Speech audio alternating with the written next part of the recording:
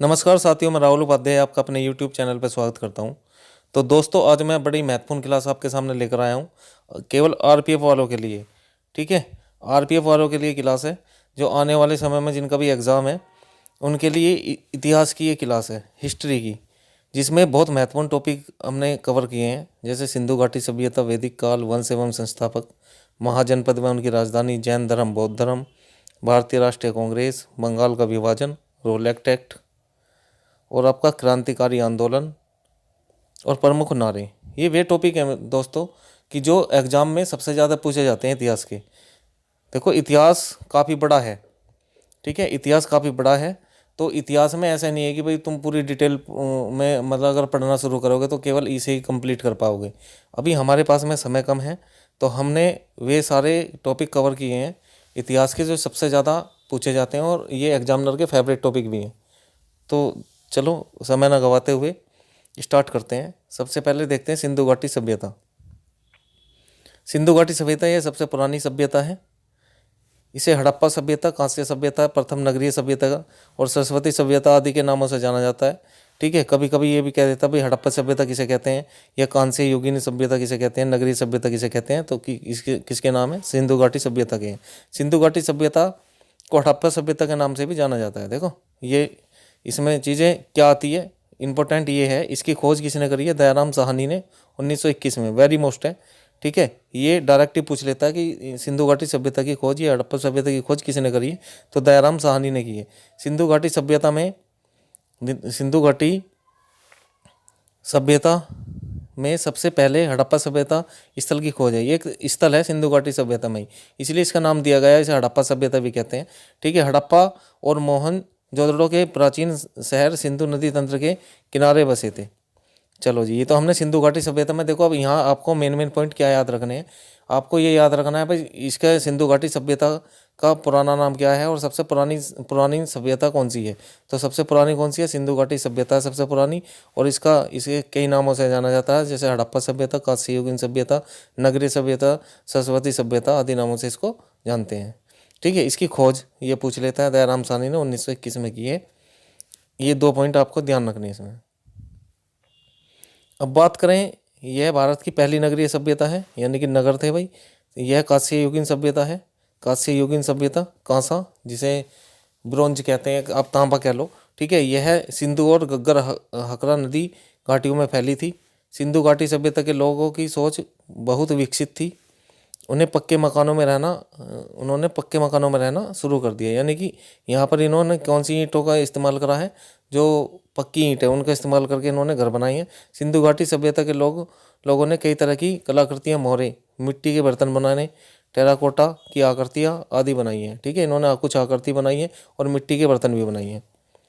इसके बाद में सिंधु घाटी सभ्यता एक शहरी सभ्यता थी, वो तो मैं बता रहा हूँ। नगरीय सभ्यता कह दो या शहरी सभ्यता कह दो, बात एक ही है।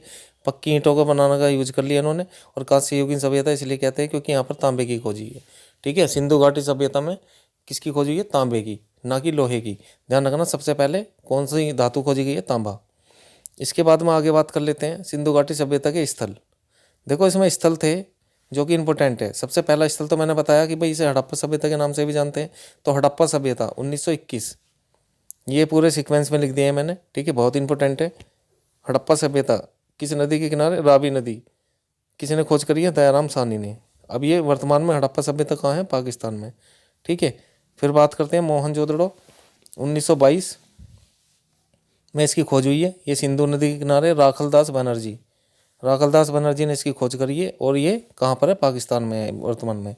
चांदू हाडो 1934 में, सिंधु नदी है ना। और मजूमदार ने इसकी खोज की है, ये भी वर्तमान में कहाँ पर है, पाकिस्तान में ही है। धौलावीरा, देखो ये जो मैंने ऊपर के 2 नाम लिखे हुए हैं ना, इनकी खोज लगातार पूछता है पेपर में कि भाई हड़प्पा सभ्यता की खोज बताओ और मोहनजोदड़ो की खोज बताओ। तो बच्चा इनमें बड़ा कन्फ्यूजन होता है उसको, तो ध्यान रख लेना है, ये बड़े ध्यान से आपको करना है। हड़प्पा सभ्यता पूछे तो 1921 है, दयाराम साहनी, और मोहनजोदड़ो 1922 राखलदास बनर्जी। इसके बाद में अब इनसे क्या आता है, इन वाले टॉपिकों से वैसे मैंने लिख दिया है कि भाई इसकी खोज कहाँ हुई है और ये किस जगह है। बाकी इनसे क्या पूछा जाता है कि इनसे बताओ किस चीज़ के साक्ष्य मिले हैं, ये पूछते हैं। ठीक है, तो बाकी इसको हम पढ़ लेते हैं। चांदू हाड़ो 1934 में इसकी खोज हुई है, सिंधु नदी। और मजूमदार ने इसकी खोज करी है, वर्तमान में कहाँ है, पाकिस्तान में है। धोलावीरा 1967 में इसकी खोज गई है, लूनी नदी इसका वो है। आरएस विस्ट ने इसकी खोज करी है और ये वर्तमान में कहाँ है, गुजरात में है धोलावीरा। लोथल 1954 भोगवा नदी के किनारे, SR राव ने इसकी खोज करी है, लोथल कहाँ पर है, गुजरात में है। बनावली 1974 में इसकी खोज हुई है, सरस्वती नदी है। RS विस्ट ने ही इसकी खोज करी है और ये वर्तमान में कहाँ है, हरियाणा में है। ठीक है जी। अब बात कर लेते हैं कालीबंगन। कालीबंगन की खोज 1953 में कहाँ पर है, घग्गर नदी के किनारे, वर्तमान में राजस्थान में है। रोपड़ 1953 सतलज नदी, YD शर्मा ने इसकी खोज करी है और ये कहाँ पर है, पंजाब में है। राखीगढ़ी 1963 घग्गर नदी है और हरियाणा है वर्तमान में राखीगढ़ी। ठीक है। सुरकोटदा 1964 में इसकी खोज हुई है, सादीकोट नदी है, JP जोशी ने इसकी खोज करी है और कहाँ पर है, गुजरात में है। ठीक है। तो इनसे क्वेश्चन बनते हैं कि भाई इनसे किस तरीके के साक्ष्य मिले हैं। ठीक है। तो साक्ष्य से सवाल पूछे जाते हैं। अब आगे बात कर लेते हैं इसमें, चलिए जी अब चलते हैं हम आगे। अब बात कर लेते हैं एक एक, जितने भी ये मैंने बताए हैं आपको, जितने भी नाम बताए हैं, तो इनसे संबंधित जो भी पॉइंट बनते हैं उसको देख लेते हैं। सबसे पहले देखेंगे हड़प्पा सभ्यता। सबसे पहला स्थल खोजा था सिंधु घाटी सभ्यता का, 5 किलोमीटर में फैला हुआ है। सब दफनाने के साक्ष्य मिले हैं। ठीक है। इससे ये पता चलता है कि लोग क्या करते थे, सबको दफनाते थे, जलाते नहीं थे, दफनाते थे। कपास की खेती के साक्ष्य मिले हैं, कपास हो गया है गलती से, कपास है ये। ठीक है। मुद्रा बनाने की सेलखड़ी मिली है, मुद्रा यानी कि जो पैसा बनाते हैं उसकी सेलखड़ी मिली है। और अब बात कर लेते हैं मोहनजोदड़ो की। मोहनजोदड़ो बता दिया, इसकी खोज करी 1922 में किसी ने, राकलदास बनर्जी ने। मोहनजोदड़ो का अर्थ क्या होता है, मृतकों का टीला। ये भी सवाल पूछा गया पेपर में, इंपॉर्टेंट है। सिंधु घाटी का बगीचा कहा जाता है इसको। सर्वाधिक जनसंख्या और दूसरा बड़ा स्थल है। ठीक है। पहला स्थल आपको पता ही है कि कौन सा खोजा था, हड़प्पा। विशाल अनगार यहाँ से प्राप्त हुए हैं, विशाल स्नानगार प्राप्त हुआ है। अनगार मतलब जिसमें लोग भोजन करते हैं, विशाल स्नानगार नहाने वाले। और बुने कपड़ों के साक्ष्य मिले हैं। एक दाढ़ी वाला महादेव मिला है, पशुपति देवता के नाम से जाना जाता है। और कांसे की नृत्यज्ञ मिली है। ठीक है। नृत्य करती कोई कांसे की मूर्ति मिली है, तांबे की। ठीक है। तो अब बात कर लेते हैं चांदू हाड़ो। चांदू हाड़ो ये मनका बनाने का कारखाना जो मिला है वो चांदू हाड़ो से मिला है। वर्गाकार ईंटें, बिल्ली का पीछा करते हुए कुत्ते के चिन्ह पाए गए हैं। सौंदर्य प्रसाधन का सामान, ये मोस्ट इंपॉर्टेंट है, इसको ध्यान रख लेना, डायरेक्ट पूछता है। सौंदर्य प्रसाधन का सामान किस जो साक्षी हैं वे कहाँ से मिले हैं, मतलब ये बिंदी लिपस्टिक वगैरह। ठीक है। तो चांदू हाड़ों से ये प्राप्त हुए हैं, तो ध्यान रख लेना। सौंदर्य प्रसाधन का सामान के साक्ष्य कहाँ से मिले हैं, चांदू हाड़ों से मिले हैं। दवात, आपको पता ही है जो कलम से लिखते थे पहले, है ना, उस तरीके की दवात मिली है। एकमात्र नगर जिसमें सुरक्षा की दीवारें नहीं थी। चलो, तो ये वाले पॉइंट इंपॉर्टेंट है। एक तो ये वाला पॉइंट, ठीक है, ये सौंदर्य, और ये वाला, और ये भी पूछ लेता है बिल्ली का पीछा करते हुए कुत्ते के चिन्ह, है ना। सारे इंपॉर्टेंट पॉइंट लिए हैं इसमें मैंने। लोथल इसे लघु मोहनजोदड़ो के नाम से जाना जाता है। लोथल को सफाई के प्रति सजग है। ठीक है। व्यापारिक नगर मिले हैं, बंदरगाह मिले हैं। बंदरगाह जिसे हम इंग्लिश में कहते हैं सी पोर्ट, जहाँ पर मतलब जहाज़ों की लोडिंग कर और जो सामान है उसका इंपोर्ट एक्सपोर्ट होता है, आयात निर्यात। घोड़े की हड्डियों के साक्ष्य मिले हैं, घोड़े की हड्डियों के साक्ष्य यहीं से प्राप्त हुए हैं। ठीक है। शतरंज के खेल के साक्ष्य मिले हैं, मतलब शतरंज खेलते थे ये। 3 युगल समाधि मिली है, मतलब 3 एक साथ समाधि। हाथी दांत से बना पैमाना मिला है, जिससे मतलब चीज़ें तोलते हैं वो पैमाना मिला है। चलो जी, अब नेक्स्ट बात कर लेते हैं, देखते हैं कालीबंगन। इसका अर्थ क्या है, काली चूड़ियाँ। ठीक है, याद रह जाएगा, कालीबंगन से काली चूड़ियाँ हैं। जुते हुए खेत के साक्ष्य मिले हैं, इंपॉर्टेंट है ये वाला पॉइंट। ठीक है। ये पूछता है कि जुते हुए खेत के साक्ष्य कहाँ से प्राप्त हुए हैं, कालीबंगन से मिले हैं। चूड़ियों के साक्ष्य मिले हैं। लकड़ी का हल मिला है, जिससे मतलब खेत जोत के ये थोड़ा बहुत अपना कुछ उगाते थे। 7 हवन कुंड मिले हैं, और ऊँट की हड्डियों के अवशेष, केवल ऊँट की हड्डियों के अवशेष मिले हैं यहाँ से। अब बात कर लेते हैं आगे, धौलावीरा जल प्रबंधन व्यवस्था यहाँ से प्राप्त हुई है। सुनामी का साक्ष्य मिला है यहाँ से, धौलावीरा से। यहाँ बस ये 2 इंपॉर्टेंट है भाई, एक तो जल प्रबंधन और एक ही सुनामी। ये ज़्यादा इंपॉर्टेंट है, ठीक है, धोलावीरा में और कुछ नहीं है। सुरकोटदा, ध्यान रखना घोड़े की, हाथी की, भेड़िए की हड्डियों के अवशेष मिले हैं यहाँ से, सुरकोटदा से। और पत्थर की किलाबंदी, पत्थर की किलाबंदी यहीं से प्राप्त हुई है। जैसे किलाबंदी कर देते हैं पत्थर की, अब तो ईंट से होती है चारों बंदी, ठीक है, तो उसे ही बोलते हैं किलाबंदी, किले को घेरना चारों तरफ से, मतलब उसकी चौबंदी कर देना। तो ये सुरकोटदा से। ध्यान रखना हड्डियों के अवशेष, घोड़े की पूछे, हाथी की पूछे, भेड़िए की पूछे, तो कहाँ से? सुरकोटदा से। नेक्स्ट बात करते हैं अब। देखो भाई, अब हमारी सिंधु घाटी सभ्यता हुई कंप्लीट। जितने भी इसमें स्थल थे या जितने भी ये नगर थे, ये सारे सारे हमने डिस्कस कर लिए। इनसे बस यही पूछता है कि कौन से चीज़ के साक्ष्य कहाँ से प्राप्त हुए हैं, और दो की खोज जरूर इंपॉर्टेंट है, एक मोहनजोदड़ो, एक हड़प्पा, ठीक है, ये पूछता जरूर है। अब बात कर लेते हैं वैदिक सभ्यता। वैदिक सभ्यता, देखो वैदिक सभ्यता इसके नाम से ही पता चल रहा है कि इसमें किसका जिक्र होगा? वेदों का। तो सबसे पहले हम बात करते हैं वैदिक सभ्यता क्या है। वैदिक सभ्यता प्राचीन भारतीय संस्कृति का एक कालखंड है। कहने का मतलब इनका ये है कि ये सबसे पुरानी है, ये सिंधु घाटी सभ्यता के बाद आई थी, ठीक है, यानी कि सिंधु घाटी सभ्यता पुरानी है और उसके तुरंत बाद वैदिक सभ्यता आई। वैदिक काल में वेदों की रचना हुई थी। वेदों की रचना आप सभी जानते हो कि भाई वेद कितने हैं हमारे? 4 वेद हैं। अभी इसके बारे में हम डिस्कस कर लेंगे के आधार पर इसकी सभ्यता का वैदिक सभ्यता कहा जाता है। वैदिक काल को 2 भागों में बांटा गया है। अब ये 2 भाग कौन कौन से हैं, इसको हम अभी जिक्र करेंगे। अब देख लेते हैं इसमें कौन कौन से वेद हैं, मतलब कौन से काल है। नंबर 1 ऋग्वेदिक काल है और दूसरा उत्तर वैदिक काल है। अब यहाँ पर देखते हैं भाई, ऋग्वैदिक काल जो है 1500 ईस्वी से लेकर 1000 ईसा पूर्व तक है, ठीक है। ईसा पूर्व मतलब ईसा मसीह के जन्म से पहले। इसके बाद में जो उत्तर वैदिक काल है वो 1000 ईस्वी से, ईसा पूर्व से लेकर 600 ईसा पूर्व है। अब तुम सोच रहे होगे कि ऋग्वैदिक काल ये 1500 से ये कम कैसे चल रहा है? तो देखो जो ईसा पूर्व में होता है वो कम ही चलता है, ठीक है। तो हमें क्या करना है, हमें जीरो तक पहुंचना है। अब जीरो के बाद में धीरे धीरे चीज़ें बढ़ती चली जाएंगी। तो यदि हम ईसा पूर्व में चल रहे हैं, पीछे की तरफ चल रहे हैं, यानी कि कम की तरफ चल रहे हैं, तो हम ये समझो आप आगे की तरफ चल रहे हो, ठीक है। तो इनके काल ध्यान रख लेना। ऋग्वैदिक काल 1500 ईसा पूर्व से लेकर 1000 तक, और जो उत्तर वैदिक काल है वो 1000 ईस्वी से लेकर ईसा पूर्व से लेकर 600 ईसा पूर्व।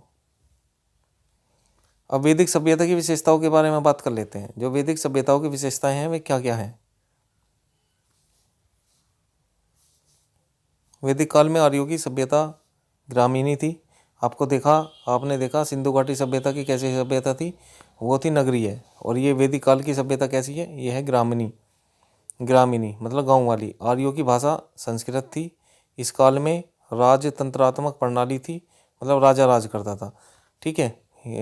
राजा वंशानुगत होता था, यानी कि अगर कोई राजा है तो उसका बेटा राजा ही बनता था। जैसे अब ये वोट वगैरह डालते हैं, वो वोटिंग का सिस्टम नहीं था, ठीक है। लेकिन जनता उसे हटा सकती थी, जनता चाहे तो उसे हटा सकती थी, बस इतना अधिकार था। वैदिक काल में वर्ण व्यवसाय के बजाय जन्म के आधार पर निर्धारित होने लगे। अच्छा, जन्म के आधार पर निर्धारित होते थे जो वर्ण है। वैदिक काल में गाय को अगन्य, जो मारने योग्य ना हो, कहा गया कि भाई गाय को मार नहीं सकते, पाल सकते हैं। ये बात वैदिक काल में हुई है। वैदिक काल में कृषि कर्म के लिए बैल का प्रयोग होता था, मतलब कृषि में जो हल चलाते हैं उसके लिए बैल का प्रयोग करते थे ये लोग। वैदिक काल में नाव और समुद्र का भी वर्णन मिलता है। वैदिक काल में आर्यों का काव्य कला, लेखन कला, संगीत कला तथा नृत्य कला आदि का ज्ञान था। अब देखो दोस्तों, वेदों की बात कर लेते हैं। वेदों की संख्या कितनी है? 4 है। एक तो ऋग्वेदी, सामवेद है, यजुर्वेद है और अथर्ववेद है, ठीक है। इनसे भी वन लाइनर क्वेश्चन बन जाते हैं एग्जाम में। तो एक एक करके हम इनको वेद को भी कंप्लीट करेंगे। सबसे पहले देखते हैं वेद। वेद में देखेंगे ऋग्वेद। ऋग्वेद जो है सबसे प्राचीन वेद है। इसको सबसे पहले ये जानो कि ऋग्वेद कैसा वेद है, एक प्राचीन वेद है। ऋग्वेद देवताओं की स्तुति से संबंधित रचनाओं का संग्रह है। देवताओं की स्तुति से संबंधित रचनाओं का संग्रह, इसमें यह एक प्राचीन वेद है। इसमें 10 मंडल हैं, ठीक है, इंपॉर्टेंट है, 10 मंडल है। और इसमें 2 से 7 के मंडल में प्राचीन माने गए हैं, यानी कि 2 से लेकर और 7 तक। ये कैसे हैं मंडल? बहुत प्राचीन है, मतलब पुराने हैं। प्रथम एवं 10वें मंडल बाद में जोड़े गए हैं। ध्यान रख लेना, जो पहला है और इसका एक 10वां मंडल है वो क्या करें हैं, बाद में जोड़े गए हैं। इसमें 1028 सूक्त हैं, यानी कि हम कह सकते हैं 10 मंडल और 1028 क्या है इसमें सूक्त हैं। 1028 सूक्त, 1028 सूक्त। तो तीसरे मंडल, अब इसमें मंडल से भी पूछ लेता है भाई कौन से मंडल में क्या है, तो जो इंपॉर्टेंट मंडल है उसके बारे में मैं यहाँ डिस्कस कराया। तीसरे मंडल में क्या है, गायत्री मंत्र है। ध्यान रख लेना भाई, जो गायत्री मंत्र है हमारा वो कौन से मंडल में है, तीसरे में। 7वें मंडल में क्या है, 10 राजाओं का युद्ध है। और 10वें मंडल में वर्ण व्यवस्था है। वर्ण व्यवस्था क्या होती थी, जो जाति बिरादरी के आधार पर बांटते थे। तो पहले जाति बिरादरी जो बटी है ऋग्वेद में जो बांटे गए हैं, ये 4 ही जाति बिरादरी, एक तो ब्राह्मण, क्षत्रिय, वैश्य और शूद्र। ब्राह्मण जो मतलब शिक्षा देता है, क्षत्रिय जो एक तरीके से क्षत्रिय मतलब रक्षा करना, और वैश्य मतलब जो व्यापार करते हैं, शूद्र मतलब, शूद्र का मतलब होता है जो कारीगर है। तो इनके काम के आधार पर इनको बांटा गया था। चलो जी आगे बात कर लेते हैं सोमवेद। सोमवेद में किसका वर्णन है, संगीत का वर्णन है। संगीत के बारे में बताया है। यहाँ 1810 छंद हैं, इसमें 75 को छोड़कर शेष सभी ऋग्वेद में उल्लिखित हैं। यानी कि 1810 में से 75 को छोड़कर बाकी सभी किस में है, ऋग्वेद में भी है। सोमवेद 3 शाखाओं में विभक्त है, कौथुम, रानायनीय और जेमनीय। ठीक है, तो सोमवेद को भारत की प्रथम संगीतात्मक पुस्तक होने का गौरव प्राप्त है। ठीक है, तो बस इससे यही सवाल पूछा जाता है भाई कि संगीत का वर्णन किस में है, तो किस में है, सोमवेद में। आगे बात कर लेते हैं यजुर्वेद। इसमें कर्मकांडों का वर्णन है, ये इंपॉर्टेंट है बस इसमें। ठीक है, और ये गद और पद दोनों में लिखा गया है, इस बात को भी आपको ध्यान रखना है। अब बात कर लेते हैं अथर्ववेद। ये क्या है, इसमें जादू टोना, वशीकरण आदि का वर्णन है। ठीक है, ये सबसे लोकप्रिय वेद है। और इसमें कन्या जन्म पर निंदा की जाती थी, मतलब कन्या का जन्म हो जाता था तो अच्छा नहीं मानते थे। ठीक है, निंदा होती थी। तो ध्यान रख लेना भाई। देखो मैं दोबारा से बता रहा हूँ, ऋग्वेद सबसे प्राचीन वेद है। आपसे पूछता है गायत्री मंत्र का उल्लेख किसमें है, और ऋग्वेद में है। कितने मंडल है, 10 मंडल है, 1028 सूक्त है। ठीक है, फिर हमने पढ़ा सोमवेद। सोमवेद में संगीत का वर्णन है, यही सवाल आता है। फिर उसके बाद में हमने पढ़ा यजुर्वेद, उसमें कर्मकांडों का वर्णन है, और अथर्ववेद में जादू टोने का वर्णन है। ये 4 ही चीज़ें यहाँ से ज़्यादातर पूछी जाती हैं, इस चीज़ को आपको ध्यान रखना है। चलो जी, अब नेक्स्ट बात कर लेते हैं हम वंश और उनके संस्थापक। देखो ये इंपॉर्टेंट है बहुत ज़्यादा ये भी। ठीक है, ये भी पूछ लेता है वंश और संस्थापक से। तो जो वंश है, जैसे हर्यक वंश है, इसकी स्थापना, ये संस्थापक कौन है, बिंबिसार है। शिशुनाग के शिशुनाग है। ठीक है, आसान है। तो नंद वंश के महापरमानंद है, या उग्रसेन भी कहते हैं इसको। मौर्य वंश के चंद्रगुप्त मौर्य हैं। शुंग वंश के पुष्यमित्र शुंग है। सातवाहन के सिमुख है। कृष्णा कुषाण वंश के कटफिसस हैं। गुप्त वंश के हैं श्रीगुप्त। राष्ट्रकूट वंश के हैं दंतिदुर्ग। और इसके बाद में विजयनगर साम्राज्य के हैं हरिहर और बुक्का। ठीक है भाई, ये 2 भाई हैं। तो हरिहर और बुक्का ने विजयनगर साम्राज्य की क्या करी है, स्थापना करी है। चलो जी, ये डायरेक्ट इनके संस्थापक पूछ लेता है, तो ये टॉपिक भी हमने इसमें ऐड किया है। अब इसके बाद में बात कर लेते हैं 16 महाजनपद व उनकी राजधानी, कि 16 महाजनपद और उनकी राजधानी कौन कौन सी है।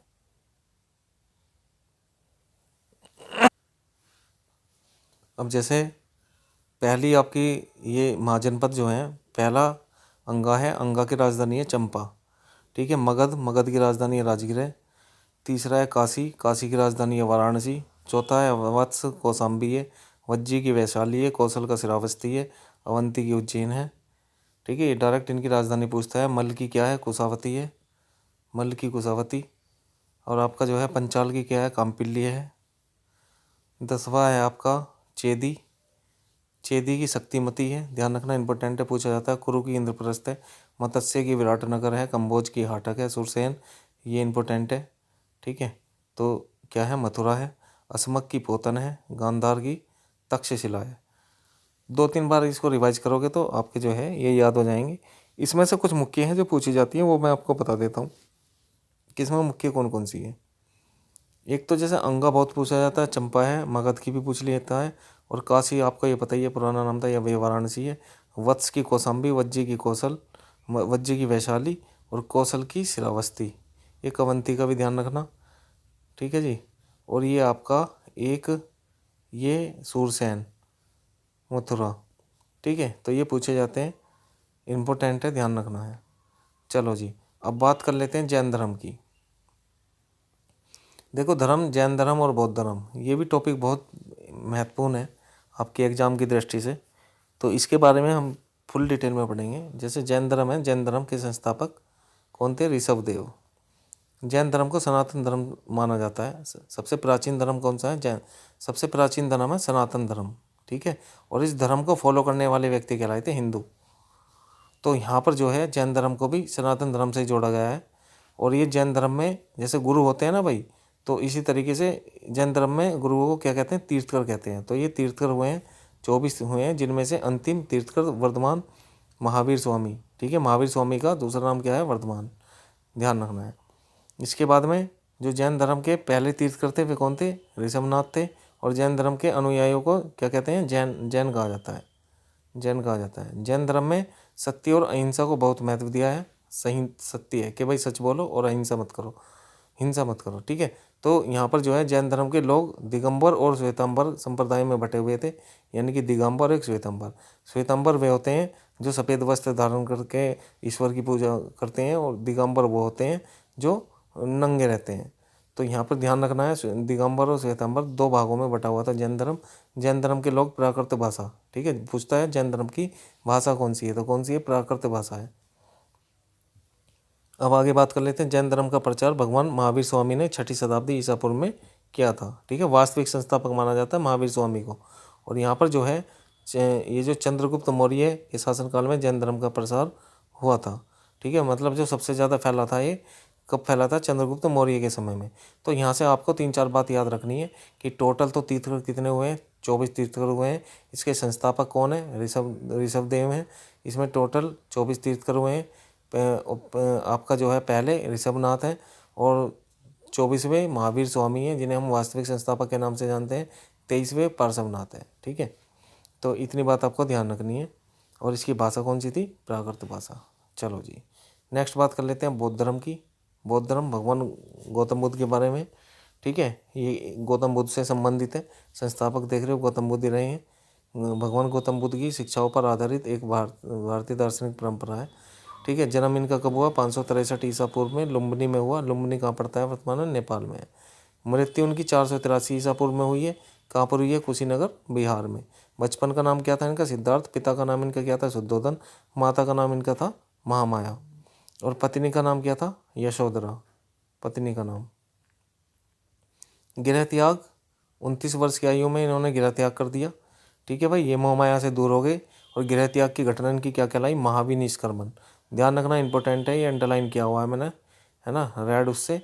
इसको ध्यान रखना, इससे पूछा जाता है गृह त्याग की घटना महात्मा बुद्ध की क्या कहलाई? तो महाविनिष्क्रमण कहलाई। इन्होंने 4 दृश्य देखे। एक तो बूढ़ा व्यक्ति देखा, बीमारी व्यक्ति देखा, मृत व्यक्ति देखा, और एक सन्यासी देखा, ठीक है। इन्हीं को देखकर इनका जो है मन बदला भाई, ठीक है। बूढ़ा व्यक्ति देखा इन्होंने कि भाई ये कौन है? इनको ये बूढ़ा है, ठीक है। तो परेशान है, तो आपको पता ही है बुढ़ापे में इंसान परेशान होता है। तो मन बदला कि भाई इंसान की ऐसी दुर्गति होती है। बीमार आदमी देखा इन्होंने कि भाई बीमार आदमी है, वो परेशान है, कोढ़ चूर रहा है उसके, ठीक है। मृत व्यक्ति देखा है कि जो मर गया व्यक्ति उसे लेके जा रहे हैं। और सबसे खुशी से जो इन्होंने देखा है वो कौन सा देखा है? सन्यासी देखा है, जो भगवान की उसमें लीन है, भक्ति में लीन है। तो इन्होंने तभी अपना मन बनाया, तो इन्होंने अपना गृह त्याग दिया, ठीक है। गृह त्याग के बाद में फिर इन्होंने जो है बहुत तपस्या की। और तपस्या के बाद में यानी कि 35 वर्ष में इन्हें क्या होगी? ज्ञान की प्राप्ति हुई। और कहाँ हुई ज्ञान की प्राप्ति? पीपल के वृक्ष के नीचे, बोध गया, बिहार में, ठीक है। इन्होंने पहला उपदेश दिया था सारनाथ में। अंतिम उपदेश इन्होंने दिया है कुशीनगर में भाई, जहाँ ये मरे हैं। इन्होंने अपने अंतिम उपदेश वहीं दिया है। सर्वाधिक उपदेश जो दिया है इन्होंने, जो सबसे ज़्यादा उपदेश दिए हैं इन्होंने दिए हैं श्रावस्ती में, ठीक है जी। इस चीज़ को आपको ध्यान रखना है। अब इनकी शिक्षाएं जान लेते हैं। शिक्षाएं क्या हैं? शिक्षा इन्होंने दी है भाई, दुख है, लेकिन दुख का कारण है, दुख का उपाय भी है, और दुख का निवारण भी है, ठीक है। दुख के बारे में इन्होंने बताया कि आदमी दुखी क्यों है, और दुख का क्या कारण है, क्या चीज़ें हैं। इसके बाद में इनके प्रतीक चिन्ह भी बहुत इंपॉर्टेंट है आपके एग्जाम की दृष्टि से। जैसे जन्म है, जन्म के दौरान कौन कौन से प्रतीक चिन्ह हुए? कमल और सांड, ठीक है, गौतम बुद्ध के। और गृह जब इन्होंने त्यागा, जब प्रतीक चिन्ह क्या था इनका? घोड़ा, गर्भ, हाथी, है ना। और ज्ञान की प्राप्ति इन्हें कहाँ हुई है? पीपल के पेड़ के नीचे। तो पीपल हो जाएगा प्रतीक चिन्ह। जो बौद्ध साहित्य है वो त्रिपिटक में बताया गया है, मतलब 3 पिटक में बटा हुआ है। बौद्ध साहित्य।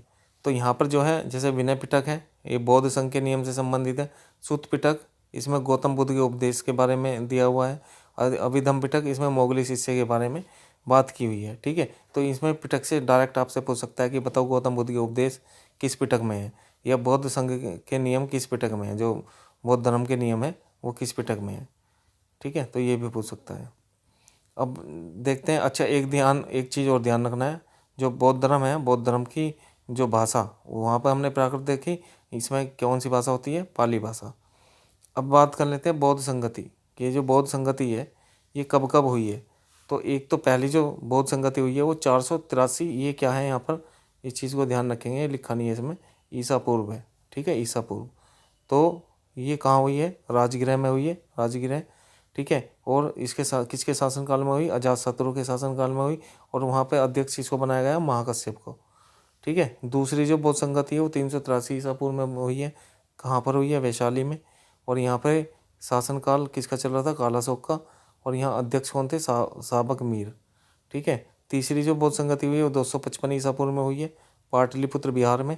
और यहाँ पर जो कार्यकाल चल रहा था, शासनकाल, वो किसका था, अशोक का। और यहाँ पर जो अध्यक्ष बनाए गए वो बनाए गए मोगलीपुत्र को।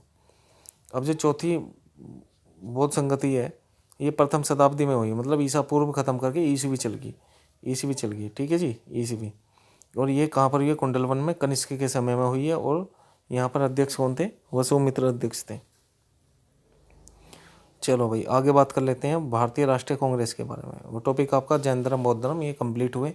अब बात करेंगे भारतीय राष्ट्रीय कांग्रेस के बारे में। जो भारतीय राष्ट्रीय कांग्रेस है भाई, सबसे पुरानी पार्टी है ये।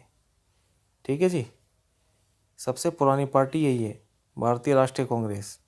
भारतीय राष्ट्रीय कांग्रेस भारत की एक प्रमुख राजनीतिक पार्टी है और पहले भी जो भारतीय स्वतंत्रता आंदोलन में अग्रणी थी, यानी कि आंदोलन जो भारत ने स्वतंत्र आंदोलन करे उसमें भी आगे थी। अग्रणी का मतलब होता है आगे। ठीक है, तो सबसे पुरानी पार्टी है जिसकी स्थापना हुई है 28 दिसंबर 1885 में। ध्यान रख लेना, सबसे प्राचीन पार्टी कौन सी है, कांग्रेस पार्टी, और स्थापना कब हुई है, 28 दिसंबर 1885 में।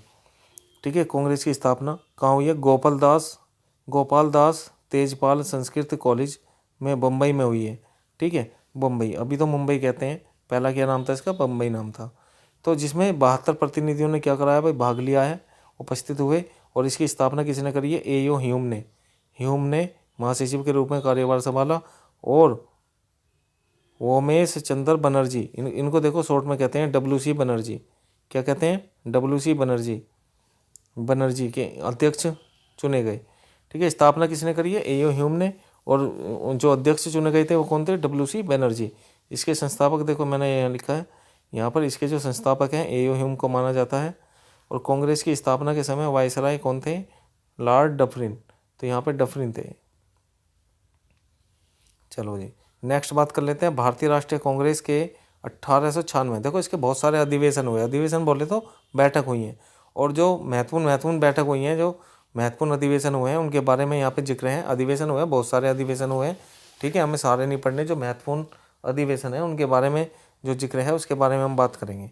ठीक है, जैसे भारतीय राष्ट्रीय कांग्रेस के 1896 के अधिवेशन में पहली बार राष्ट्रीय गीत वंदे मातरम गाया गया। ठीक है, ये वंदे मातरम जो राष्ट्रीय गीत है वो किसने लिखा है भाई, बंकिम चंद्र चटर्जी ने। तो यहाँ पर जो है वंदे मातरम सबसे पहले गाया भी कब गया है, 1896 के कलकत्ता अधिवेशन में गाया गया।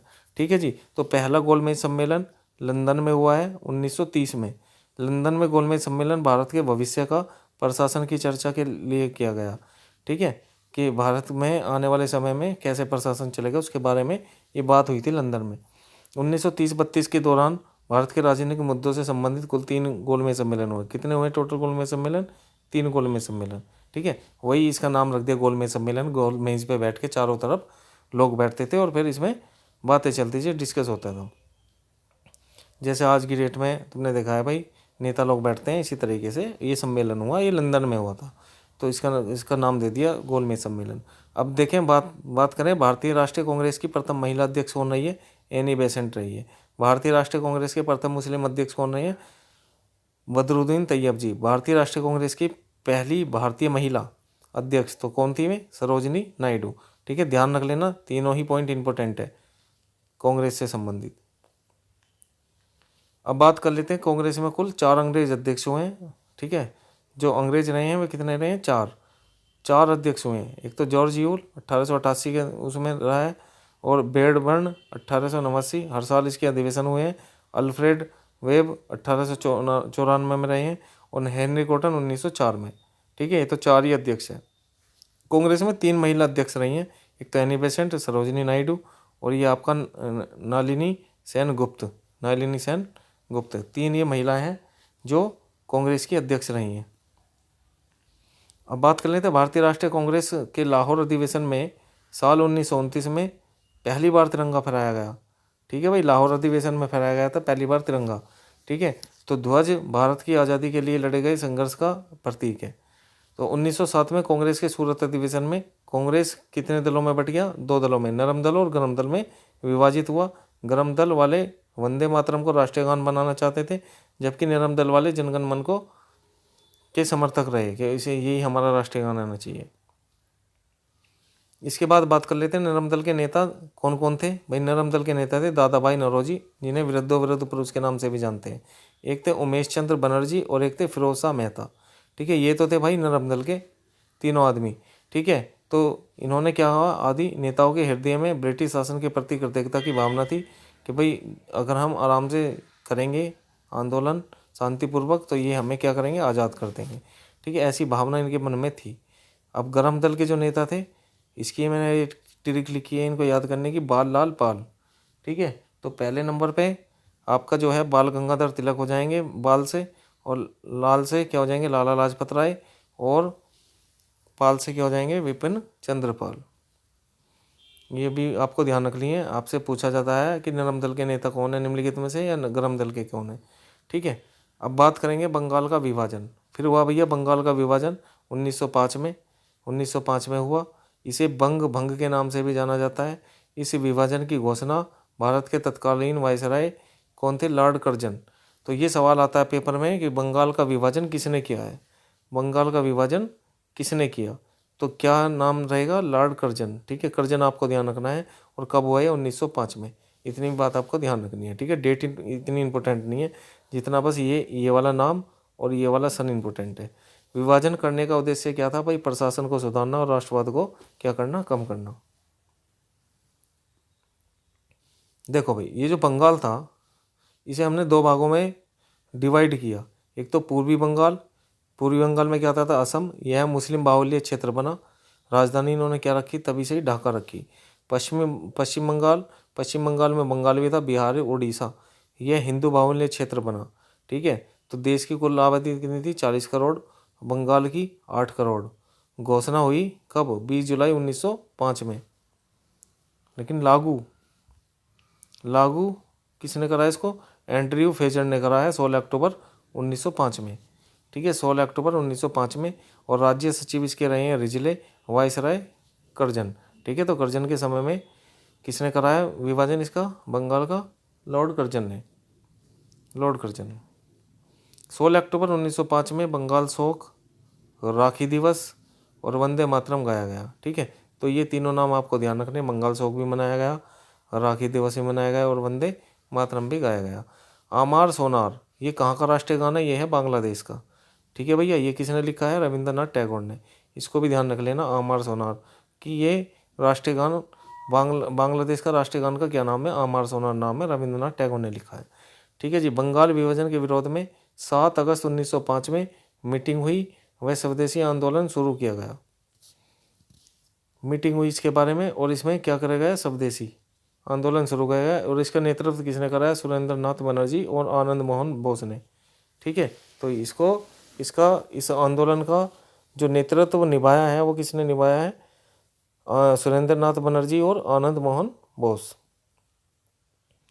अब बात कर लेते हैं बंगाल विभाजन है, बंगाल विभाजन का दमन करने के लिए कलाईकल को नियुक्त किया गया। ठीक है, तो इसका कि भाई इसे क्या करो, समाप्त करो। उसको समाप्त करने के लिए कलाईकल को क्या किया गया, नियुक्त किया गया है। और मुस्लिम लीग ने बंगाल का विरोध किया। भाई मुस्लिम लीग ने बंगाल का विरोध नहीं किया, मतलब मुसलमानों ने इसका विरोध नहीं किया। ठीक है, हिंदुओं ने इसका विरोध किया है। तो मुस्लिम लीग की जो स्थापना है वो 1956 में हुई। इम्पोर्टेंट है, संस्थापक कौन थे, सलीम उल्लाह खां। ठीक है, सलीम उल्लाह खां ने मुस्लिम लीग की स्थापना करी है। इसके अध्यक्ष थे मुश्ताक हुसैन और वायसराय कौन थे? मिंटो थे। चलो जी, अब बंगाल विभाजन 1911 में लॉर्ड हार्डिंग द्वितीय के समय में समाप्त हो गया, मतलब इसका दमन हो गया भाई।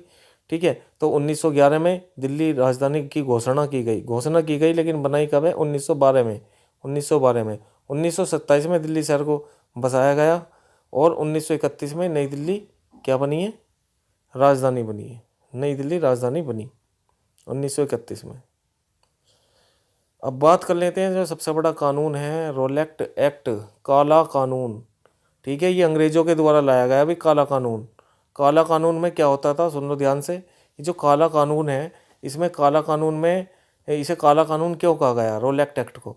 ये रोलेक्ट एक्ट ऐसा एक्ट था कि जब हम अंग्रेजों के गुलाम थे तो अंग्रेजों ने अपने हिसाब से जो कानून है कुछ भी ला देते थे।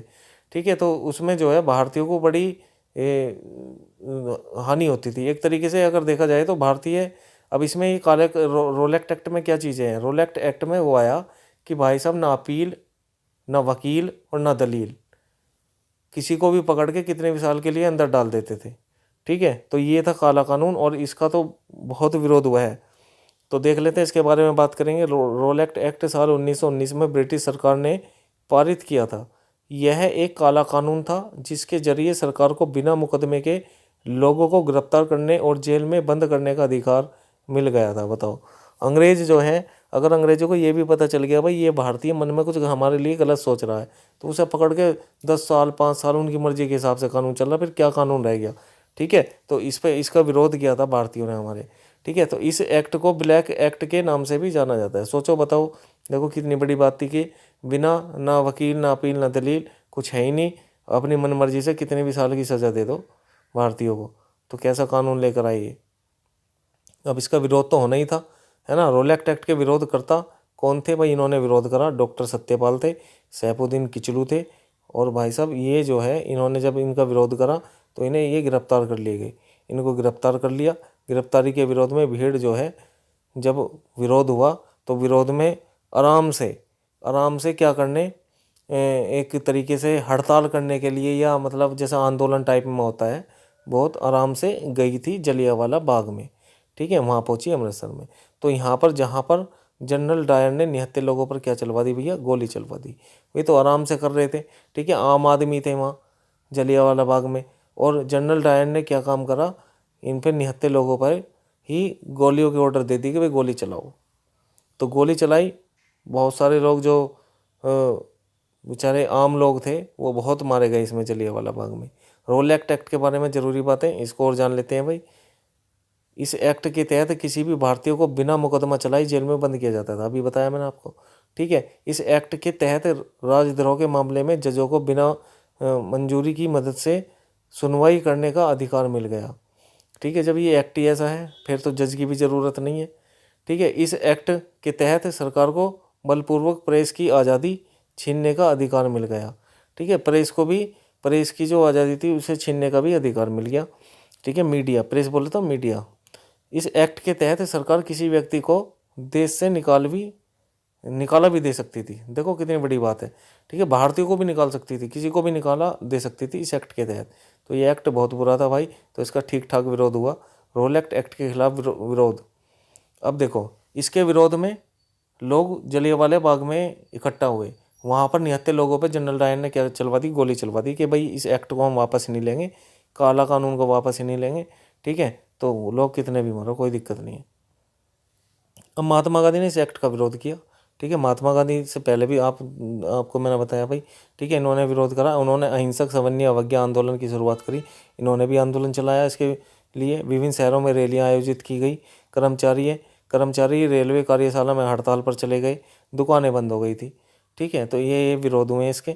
अब जलियांवाला बाग हत्याकांड, इसके बारे में पढ़ लेते हैं भाई, कैसे कैसे हुआ, क्या था इसका रीज़न। तो मैंने आपको बताया भाई, जिन्होंने इसका रोलेक्ट एक्ट का सबसे शुरू में विरोध करा वे गिरफ्तार कर लिए, और उनकी गिरफ्तारी यानी कि उन्हें छुड़ाने के लिए लोग जो है धरने पर बैठ गए। अब जब धरने पर बैठे तो उन पर 79 लोगों पर जनरल डायर ने क्या कर दिया? गोलियां चलवा दी, जो कि बहुत ज़्यादा गलत था।